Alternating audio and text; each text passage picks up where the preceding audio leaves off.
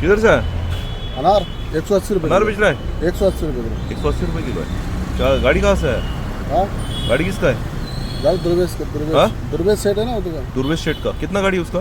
उसका है 8-7 हो 8-7 हो। 8-7 गाड़ी है। वो क्या करता है?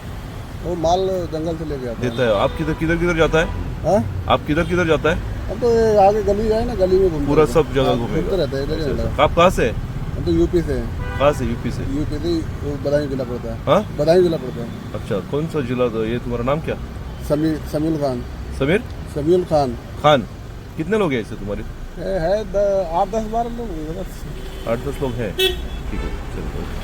मित्रांनो, मी आज सकाळी सकाळी जेव्हा बाहेर पडलो तेव्हा मला ही गोष्ट जाणवली. मी ती आता व्हिडिओ स्वरूपात तुमच्याकडे पाठवली. एकाच माणसाच्या 11 गाड्या, सीझन वाईज वेगवेगळी फळं घ्यायची, त्याच्यानंतर या हातगाड्यांवाल्यांना द्यायची. समीर खान नावाचे लोक आहेत, बाहेरून युपीतनं आलेत आणि ते इथे बेकरीमध्ये राहतात, दर्ग्यात राहतात, अशा गोष्टीमध्ये त्या ठिकाणी राहतात आणि त्या ठिकाणी झोपतात. मी त्या दिवशी एक लसूणवाल्याचा व्हिडिओ पण तुम्हाला पाठवलेला होता.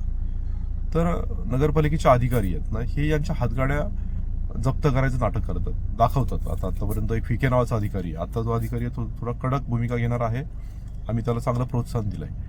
पण पूर्वीचा एक फिके म्हणून एक अधिकारी होता, अँटी करप्शनने पकडलेला अधिकारी होता आणि तो अधिकारी यांच्याकडनं या आत्ता जी हा डाळिंबवाला गाडीवाला आहे त्याच्याकडनं महिन्याला हप्ता घ्यायचा आणि त्या गाड्या सर बिनबोबाट त्या ठिकाणी चालायच्या. अशा पूर्ण बदलापूर शहरामध्ये 1000पेक्षा जास्त हातगाड्या आहेत आणि मग हातगाड्या तोडल्या या परप्रांतीयांच्या, तर मग वाईट नाही वाटलं पाहिजे. ठीक आहे, आपल्या मराठी माणसाला आपण पहिली संधी देऊयात.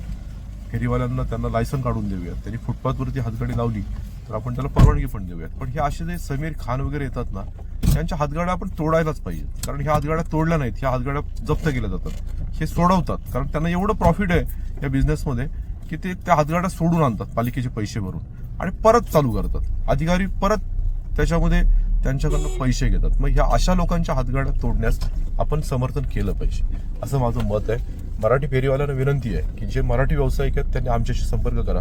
मी त्या काकांना सकाळी भेटलो, मला अतिशय म्हणजे हे वाटलं, वाईट वाटलं की एका माणसाला असा व्यवसाय करायला लागतो. पण ठीक आहे, हरकत नाही. त्याच्या मुलाच्या नातवाच्या शिक्षणासाठी तो ते तो गोष्ट करतो. मी त्याला सांगितलं, तू नगरपालिकेत आहे, तुला आम्ही नगरपालिकेचं ऑफिशियल लायसन, जो महाराष्ट्राचा 15 वर्षाचा रहिवासी आहे ना, त्या प्रत्येक मराठी माणसाला त्या ठिकाणी नगरपालिकेकडे लायसन द्यायची जबाबदारी आमच्या आदरणीय नगराध्यक्षांनी आणि आमच्या सर्व नगरपालिकेने घेतलेली आहे. त्याच्यामुळे निश्चितपणे माझी विनंती आहे की मराठी फेरीवाल्यांनी पुढे या.